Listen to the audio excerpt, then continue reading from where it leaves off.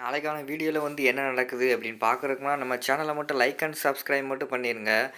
First எடுத்தோடனே அந்த ஆதியை வந்து ரூமுக்குள்ள நின்று பார்த்துக்கிட்டு இருக்காருல்ல, நம்மளை சாப்பிட கூப்பிடுவாங்களா கூப்பிட மாட்டாங்களா அப்படின்னு நின்று யோசிச்சுக்கிட்டே அந்த ரூமில் இருந்து பார்த்துக்கிட்டே இருக்காரு. இங்கே வந்து யாருமே கூப்பிடலை. நம்ம கேஷவ், அதுக்கடுத்து லதா, அதுக்கடுத்து நம்ம பாரதி இருக்காங்கல்ல, 3 பேரும் அவங்க பாட்டில் உட்காந்து சாப்பிட ஆரம்பிச்சிடுறாங்க. ஆதிக்கு வந்து ரொம்ப கவலையாயிருது. என்னடா நம்ம இவ்வளவு டெய்லி நம்ம போய் சாப்பிட்டுக்கிட்டு இருக்கோம், ஆனால் நம்மளை வந்து கூப்பிடவே இல்லையே, என்ன பண்ணலாம் அப்படிங்கிற மாதிரி யோசிச்சுக்கிட்டே இருக்காங்க. சரி விடு, நம்ம மேலே கோவமா இருக்காங்க, கூப்பிட மாட்டாங்க, நம்மளே போவோம். இப்போ என்ன கூப்பிடலாம் என்ன, நம்ம போமாட்டோமா என்ன, நம்ம போவோம் அப்படின்னு சொல்லிட்டு கூலிங் கிளாஸை போட்டு மாசமா போகிறாரு. அங்கே கேண்டீனுக்கு போன உடனே அங்கே உள்ள ஸ்டாஃப்ஸ் எல்லாம் எந்திரிச்சு நிற்கிறாங்க. உடனே வேண்டாம் வேண்டாம், மரியாதையெல்லாம் வேண்டாம், எல்லாருமே உட்காருங்க அப்படிங்கிற மாதிரி சொல்லிடுறாரு ஆதி. உடனே பக்கத்தில் கிடந்த ஒரு சேர் எடுத்து கேசவ் ஒன்று தள்ளி உட்கார்றா அப்படின்னு சொல்லிட்டு பாரதி பக்கத்தில் போய் உட்காந்துடுறாங்க. பாரதி பக்கத்தில் உட்காந்துக்கிட்டு பாரதியில் உள்ள டிஃபன் பாக்ஸ்லேருந்து எடுத்து விறுவிறுன்னு எடுத்து சாப்பிட ஆரம்பிச்சிடுறாங்க. எல்லாமே ஷாக்காகி பார்க்குறாங்க. நம்ம கேசவ் சொல்கிறாரு, ஏன்டா நான் வந்து உன்னைய சாப்பிட கூப்பிட்டேன், நீ வந்து வரமாட்டேன்னு சொல்லிட்ட, இப்போ வேகமா வந்து பாரதியோட சாப்பாடு எடுத்து சாப்பிட்டுக்கிட்டு இருக்கடா அப்படிங்கிற மாதிரி சொன்னோடனே, பாரதி எனக்காக டெய்லி சாப்பாடு கொண்டு வருவாங்கள்ல, அதான் உங்களை கஷ்டப்படுத்தக்கூடாதுன்னு சொல்லி வந்து சாப்பிட்றேன் அப்படிங்கிற மாதிரி சொல்லி சமாளிச்சுக்கிட்டு இருக்காங்க.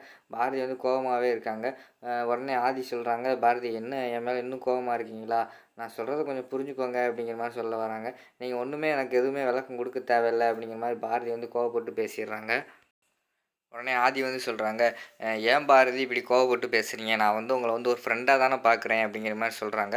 உடனே ஃப்ரெண்டாக பார்த்தாங்கன்னா ஃப்ரெண்டுக்கிட்ட இப்படி தான் பழகுவாங்களா, ஃப்ரெண்டுக்கிட்ட எல்லாமே சொல்லுவாங்க, அவங்க என்ன எந்த ஒரு விஷயம்னாலும் அதை ஷேர் பண்ணுவாங்க. ஆனால் நீங்கள் அப்படியா இருக்கீங்க அப்படிங்கிற மாதிரி கேட்குறாங்க பாரதி. இல்லை, அது வந்து சூழ்நிலைனால என்னால் சொல்ல முடியல அப்படிங்கிற மாதிரி சொன்னோன்னே, உங்களை பற்றி எல்லா உண்மையும் எனக்கு தெரிஞ்சு போச்சு அப்படிங்கிற மாதிரி சொல்லிடுறாங்க. உடனே ஆதிக்கு வந்து ஷாக் ஆகிடுது. நம்ம லவ் பண்ணுறது எவ்வளோக்கு தெரிஞ்சு போச்சோ, எப்படி தெரிஞ்சிருக்கும் அப்படிங்கிற மாதிரி ஷாக் ஆகிக்கிட்டு இருக்காங்க. அங்கிட்டு கேசவும் ஷாக் ஆகிடுறாரு. என்ன சொல்கிறாங்க இவங்க, தெரிஞ்சு போச்சா அப்படிங்கிற மாதிரி சொல்லிக்கிட்டே இருக்காங்க. திடீர்னு உங்கள் அம்மாவை நான் போய் பார்த்தேன் அப்படிங்கிற மாதிரி பாரதி சொல்கிறாங்க. எங்கள் அம்மாவை ஏன் போய் பார்த்தீங்க அப்படிங்கிற மாதிரி ஆதி கேட்காங்க. இல்லை, அவங்க அம்மா வந்து நீங்கள் லவ் பண்ணுற பொண்ணு யார் அப்படிங்கிற மாதிரி என்கிட்ட கேட்டு என்கிட்ட சொல்லியிருக்காங்க. நான் கண்டிப்பாக சொல்கிறேன்னு சத்தியம் பண்ணிட்டு வந்திருக்கேன் அப்படிங்கிற மாதிரி சொன்னோன்னே ஆதி வந்து ஷாக் ஆகிடுறாரு. ஏங்க நீங்கள் எங்கள் வீட்டுக்கெல்லாம் போனீங்க அப்படிங்கிற மாதிரி ஆதி கேட்காரு. இல்லை, நான் போகல, அவங்க அம்மா தான் இங்கே என்னை வர சொன்னாங்க. அங்கே ஃபோன் போட்டு கூப்பிட்டு ஆதி மனசில் இருக்கிற பொண்ணு யார், அதை கேட்டு நீ தாம்மா சொல்லணும் என்கிட்ட அப்படிங்கிற மாதிரி சொல்லிட்டாங்க. நானும் அவங்களுக்கு வந்து சத்தியம் பண்ணிட்டு வந்திருக்கேன். நீங்கள் இப்போ சொல்லுங்கள், நான் வந்து உங்கள் அம்மா கிட்ட சொல்லணும், உங்கள் மனசில் இருக்கிற பொண்ணு யார், நீங்கள் யார் லவ் பண்ணுறீங்க அப்படிங்கிற மாதிரி கேட்குறாங்க. உடனே கொஞ்ச நேரம் யோசிச்சுக்கிட்டே இருக்கார் ஆதி. நான் கண்டிப்பாக சொல்கிறேன், ஆனால் உங்கள்கிட்ட சொல்கிறதுக்கு முன்னாடி நான் லவ் பண்ணுற பொண்ணுக்கிட்ட நான் வந்து லவ் பண்ணுறேன்னு சொல்லணும் அப்படிங்கிற மாதிரி சொன்னே ஷாக் ஆகிடுறாங்க பாரதி. என்ன சொல்கிறீங்க, நீங்கள் லவ் பண்ணுறேன்னு சொல்கிறீங்க, அந்த பொண்ணுக்கிட்ட சொல்லவே இல்லைன்னு சொல்கிறீங்க அப்படிங்கிற மாதிரி சொன்னோன்னே, ஆமாம், நான் வந்து அந்த பொண்ணை லவ் பண்ணுறேன், ஆனால் அந்த பொண்ணு என்னை லவ் பண்ணுதா என்னன்னு தெரியல. நான் ஃபஸ்ட்டு லவ்வாக அந்த பொண்ணுக்கிட்ட சொல்லிக்கிறேன், அதுக்கடுத்து அந்த பொண்ணு லவ் ஓகே சொல்லிடுச்சுன்னா நான் அவங்ககிட்ட சொல்லிடுறேன் பாரதி அப்படிங்கிற மாதிரி சொன்னோன்னே, கண்டிப்பாக சொல்லிடணும் அப்படிங்கிற மாதிரி பாரதி சொல்கிறாங்க. சரி சொல்லிடுறேன், உங்ககிட்ட சொல்லாமல் நான் யார்கிட்ட சொல்ல போகிறேன் அப்படிங்கிற மாதிரி சொல்லிக்கிட்டு இருக்காங்க. சரின்னு சொல்லிவிட்டு அதுக்கடுத்து எல்லாருமே லஞ்ச் முடிச்சுட்டு கிளம்பிடுறாங்க. அதுக்கடுத்து பார்த்தா ஈவினிங் வந்து நம்ம பாரதி வந்து தமிழை வந்து அதாவது ஸ்கூல்லேருந்து கூப்பிட போயிருக்காங்க. தமிழ் வந்து ஓடி வந்து கட்டி பிடிச்சிடுறாங்க.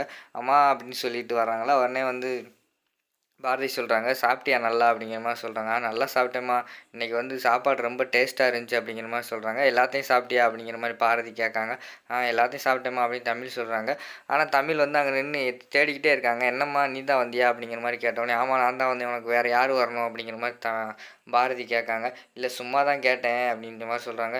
இங்கே பாரு, நீ என்ன கேட்குற எது கேட்குறேன்னு தெரியுது, இனிமேல் உன் ஃப்ரெண்டை நீ பார்க்கக்கூடாது பேசக்கூடாது, அவங்க வந்தாங்கன்னா நீ மூஞ்சியை திருப்பிக்கணும் சரியா அப்படிங்கிற மாதிரி பாரதி சொல்கிறாங்க. ஏம்மா எதுக்கு அப்படிங்கிற மாதிரி தமிழ் கேட்டவுடனே, இல்லை உன் ஃப்ரெண்டு பார்த்தியா எப்படி நம்மளை ஏமாத்துறாங்கன்னு, வேறு ஒரு பொண்ணை லவ் பண்ணுன்னு சொல்லிட்டாங்க ஸ்டேஜில் வச்சு, அது வந்து நம்மளை ஏமாத்துறது தானே அப்படிங்கிற மாதிரி சொன்னோடனே, அவங்களுக்கு வேறு பொண்ணு பிடிச்சிருக்கு, அதுக்கு என்னம்மா செய்ய முடியும் அப்படிங்கிற மாதிரி தமிழ் சொல்கிறாங்க. அவங்களுக்கு வேறு பொண்ணு பிடிச்சிருந்தாலும் அவங்களோட அம்மாவை பார்த்தியா எவ்வளோ அழுதாங்கன்னு, அவங்கள பார்த்தா பாவமா இல்லையா அப்படிங்கிற மாதிரி சொல்லிக்கிட்டே இருக்காங்க. அந்த நேரத்தில் வந்து ஆதியோட கார் வந்துடுது. கார்லேருந்து இறங்கினோடனையும் தமிழ் வந்து டாட்டா கை காட்டுறாங்க, ஹாய் அப்படிங்கிற மாதிரி ஆதியும் காட்டினோடனே, அம்மா ரொம்ப கோபமாக இருக்காங்க, திட்டுவாங்க அப்படிங்கிற மாதிரி சொன்னோடனே, அப்படியா சரி வாங்க ஃப்ரெண்ட் நம்ம போவோம் அப்படிங்கிற மாதிரி கூப்பிட்றாங்க.